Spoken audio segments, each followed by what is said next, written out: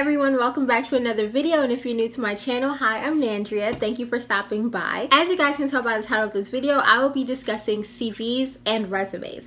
If you're applying to graduate school, sometimes you might wonder whether or not it will be better to upload a CV with your application or a resume. A CV stands for curriculum vitae, for those of you who don't know. A resume is a concise representation of your skills and qualifications, and because of that, you'll sometimes see resumes being 1 to 2 pages long.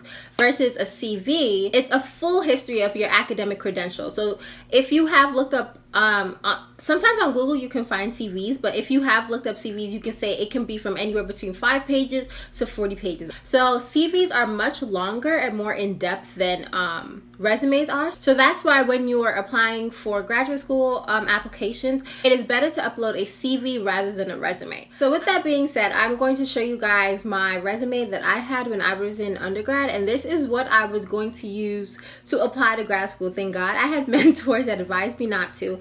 And also there are some formatting errors because I switched it into my Noteshelf application so that I can like screen record it without any interruptions. But just ignore the formatting errors for now, and we're just going to go through like the logistics of what's in it and how this would be useful. So I was going to show you guys my resume from 2017 when I was in high school, but that was too embarrassing to look at. So we're just going to look at this. I think I was in my second or third year, I can't remember, second year in college. So this is basically what I had at that time. So we start off with our names, and then you have your contact information. This one is very much up to you whether or not you want to put like your phone number, your email, your address. I know for some people they have like their office address because they're more comfortable keeping their office address than their actual personal mailing address on there. So that's something that you can decide based off of your preference. And then always include an email. That's the email that's like your working email, the email that you check often, because this is more often than not how they will communicate with you and what you will probably be sending your application from. And like I said, you also include your number, but you can include your cell phone number or your work number, whichever one you prefer. Just always include contact information that would be easy to reach you at. So if they want to call you at maybe like 6 p.m., I don't know, they shouldn't call you because that just shows a bad work-life balance and no respect for boundaries. But if they were to call you at 6 p.m., what number or what email would be best for them to reach you at? And put that number / email down. Okay, as always, we will start with education. If you're in college, I don't think you necessarily have to include your high school education, because if you're in college, they automatically assume you have a high school diploma. So that's really not relevant, but always include the institution that you're earning your degree from, what your degree will be in, and include your GPA if it is over a 3.0. So that was what I was advised, and that's kind of like when I put my GPA down. So if you don't have a GPA that's over 3.0, do not include it. You could just say your institution and then what degree you're getting, what degree you're going to be getting. I have research experience, and then I have how long I did it. The formatting also is very, very much specific to that person. I just like it like this because it's like straight to the point, but some people like much fancier resumes. So if you're a whiz with Microsoft Word, or like you have another program that helps with like resume builders, definitely go ahead and do for it. Like, I feel like we are moving into an age where people are not like cutthroat and like they want resumes to look a certain way. They just want the main thing they want is that the resume relays the information that they're looking for. So if you feel like you want to add a little pizzazz, maybe color. I know someone who uses different shades of blue, which it might seem crazy, but like the way she did it, it works. It works. So if that's something that you want, like you don't want your resume to be boring in black and white, go for it. So yes, at the time that I made this, I didn't have much research experience, so I just put what I had and then how long I did it. And then I also had 2 bullets. Try and keep it to 2 or 3 bullets. Just make sure that you include the most important thing, and like I said, once again, tailor it to the position that you're applying for. So if you know the position you're applying for is very research focused, you're gonna make this section a bit more heavier and detailed, if that makes sense. And right now I can already find some fault in how I described this this first section. So I say conducted research under the advisement of a Penn State faculty, completed relevant professional development workshops. So yes, that kind of describes what I did. That is exactly what I did, but there's very little that someone can go off of right here. So conducted research under the advisement of a Penn State faculty, right? Let's kind of break this down. What kind of research would be something important to mention? Also the name of the Penn State faculty, because some faculty members carry a lot of weight, so you never know. So it's always good to name drop, because name drop can sometimes work in your favor. Also, when they're asking for references, they'll be like, oh, they've worked with X, Y, and Z. Let me go email X, Y, and Z and ask them about how their experience was working with them. So kind of like use this to the best of your ability to kind of like amp up your application.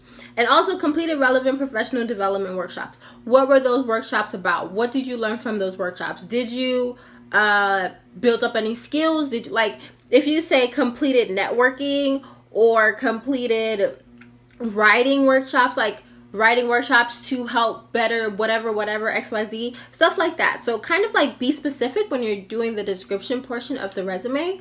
And once again, make sure that you're highlighting very important things that you have acquired during these experiences. Also, make sure that you're using the same format throughout the entire resume. So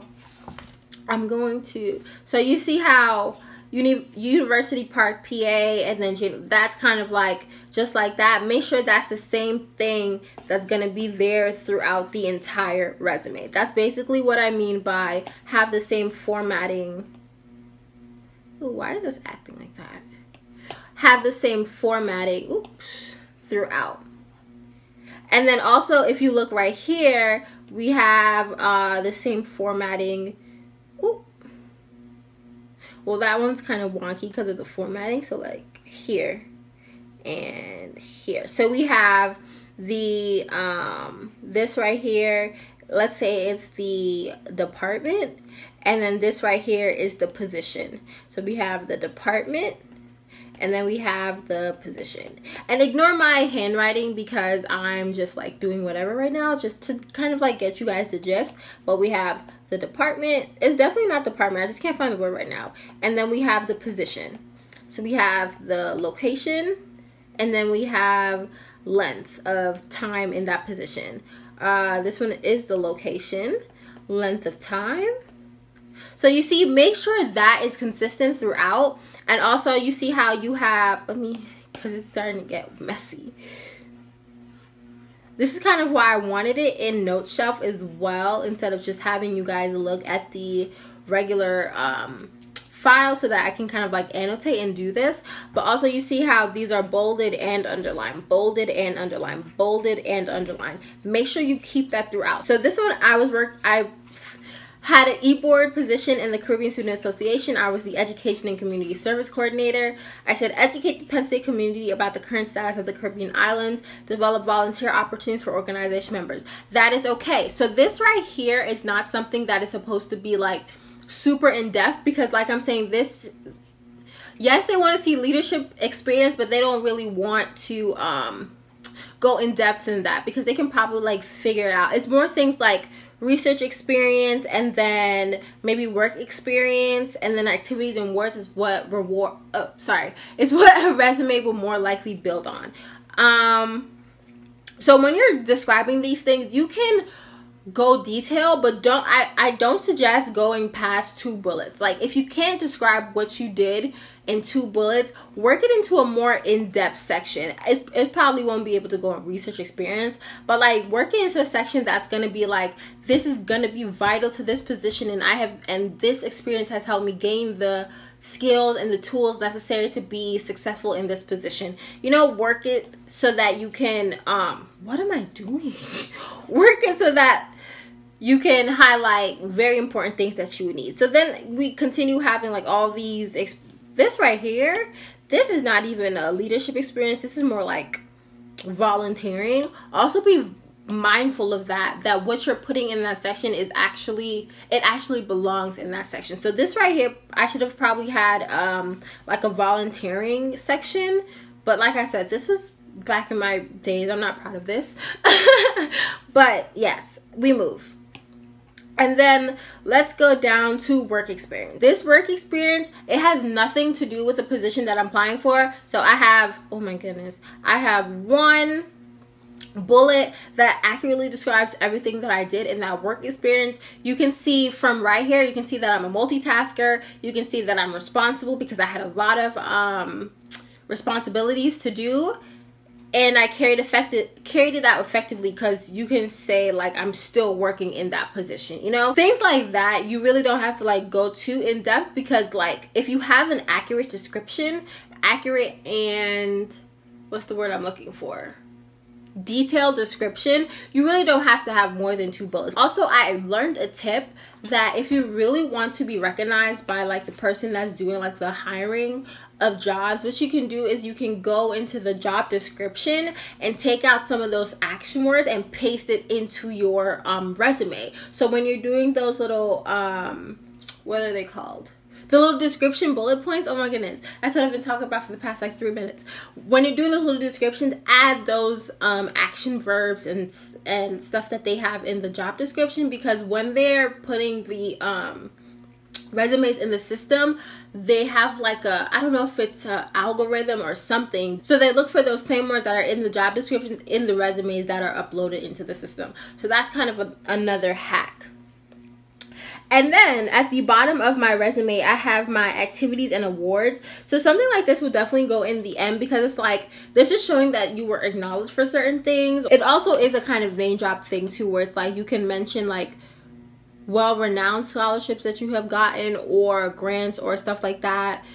You guys don't get grants in undergrads? Oh my gosh, I'm so sorry. But basically, yeah, so this is kind of like the gist of it. And like I said earlier, resumes are usually 1 to 2 pages. Mine's kind of like went over a little bit, but I feel like this is because of the formatting errors that I had. And now we're gonna go into a CV. So like I said before, CVs are much longer than resumes because it's the entire history of your academic career. So my resume is currently about 3 pages long. And then also another thing with resumes that are different from with CVs. Wow, have I been saying resume this whole time? Wow, oh my goodness, you guys know I'm talking about CVs. And then the one difference another difference between CVs and resumes is that CVs, you don't really do that whole description part that you have in resumes, because the kind of heading that you have is basically description enough, and then also what you put in it is also description of what it is itself. If I know that doesn't make sense, but it's gonna make sense as we go along. So let's start off with the heading. Just like a resume, because I'm gonna start getting these two confusing and don't know why, because they're both 2 different things. But you have your name, your main contact email, and your number. Sometimes you don't have to put your number, but if you do want to put a number but you don't want to put your cell phone number, just put your office number or even your department number, so that they can just forward you whatever is being contacted to you. And once again, this also has formatting error. I don't know why it's so narrow. Like, this is a Microsoft document, so you guys know that 1-inch margins, like all of that stuff. But anyway, so I have my education. Education technically always goes first. And as you can see, I did not put my GPA, even though it was above a 3.0. There's really no need to put your GPA on your CV, especially when you're in graduate school, because sorry to break it to you guys, but GPAs really don't matter. So because of that, you really don't have to put your GPA. You can if you want to, but it really does not make a difference in any way or in any way, shape, or form of how they're evaluating you. But yes, so once again, this order is very specific to you. I kind of have them all over the place, but I'm definitely going to be changing it in the near future as I kind of revise my CV after this semester. So you can just take note of the sections that I have, but you don't necessarily have to put it in the same order that I do, because yeah, like I said. But the one thing that does matter is the chronological order of everything. So you see here, I have 2021, 2020, 2020, 2019. So it's kind of like going backwards. Some people have it going forwards, where they'll have oh my goodness. Well, they'll have 2019 in the front, and then as they go down, it's 2021 will be down here, if that makes sense. So definitely decide whether or not you want to go in reverse chronological order or chronological. That's the word that I was looking for. Currently, I have it in reverse chronological order by year. So that makes, okay, there we go. You see, it kind of takes me a while, but eventually I get there. But yes, so I have my publications. Publications are like your biggest currency in graduate school. Like, they will definitely, if they don't judge you on presentations, if they don't judge you on the courses you take or the skills that you have, they'll definitely judge you on the amount of publications that you have.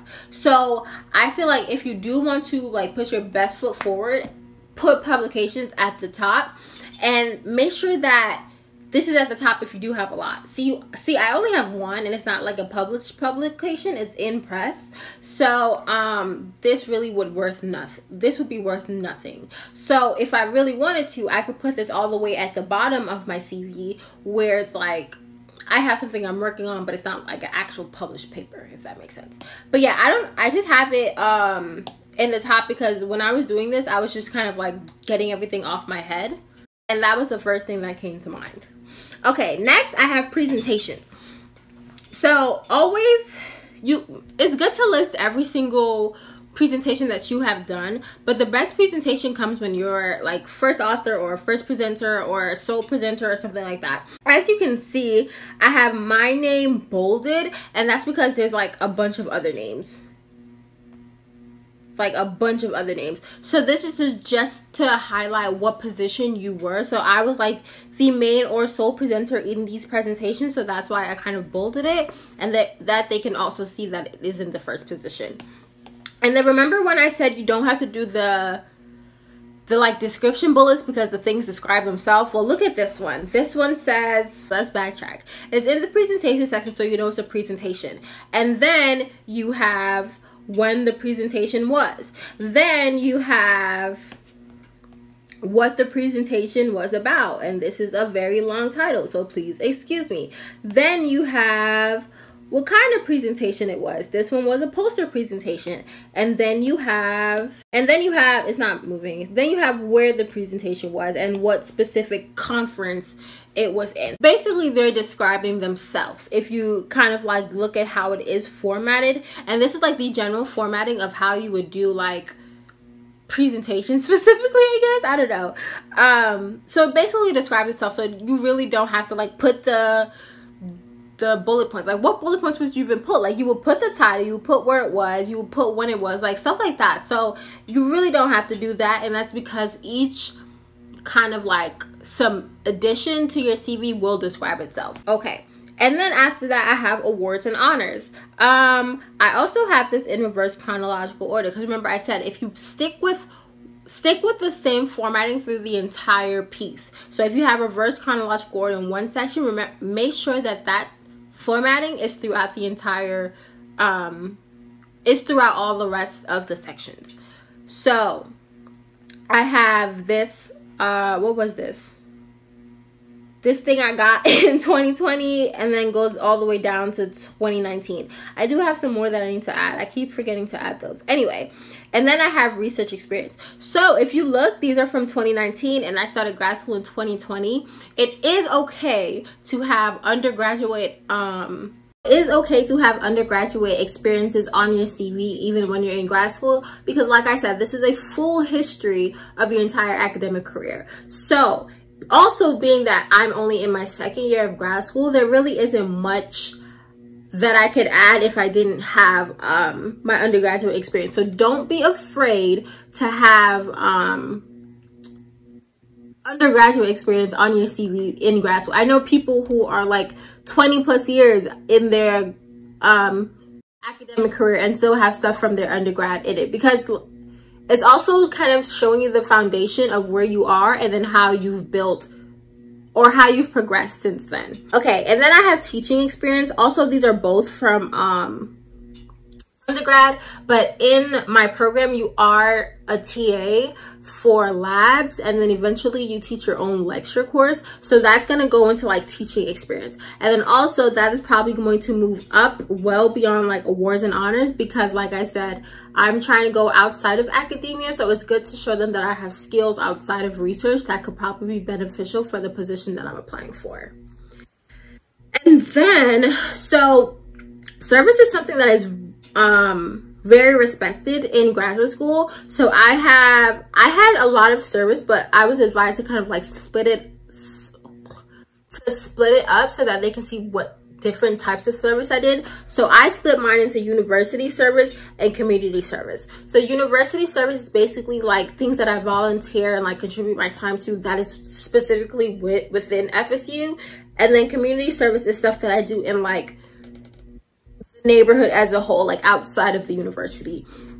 So if you look for university experience, I have this formatting is really throwing me off because I think it's me, but it's not me, it's them, because I made sure my formatting is on point. But anyway, I have like my liaison position, being an abstract reviewer, I still have those two things that I had on my resume. I just kind of like transferred it over here. But as you can see, these also don't have any description to them because they're kind of just like assumptions. The main things that are going to be focused on in your CV is like your presentations and your publications. Like those are going to be like your number 2 things that people look on.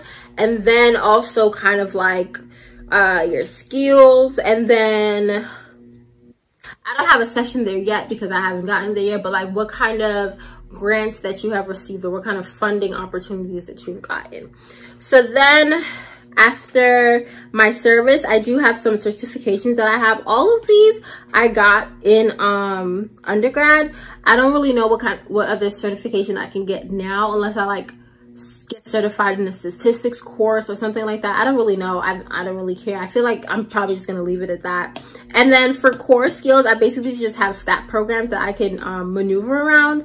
And what can I say? Core skills can really be anything you want, because I've seen people with Excel on there because you can use Excel to do research projects. So if you can do that, definitely add it on here. I've seen people do Microsoft PowerPoint because their presentation section is a very long section, probably like 2 or 3 pages. So it does make sense to have like PowerPoint in your skills section, because that is something that you have built on. Like the more presentations you work on, the more you acquire skills and learn different things. So definitely also go look at what you're good at, and best believe you can find something to put on your CV.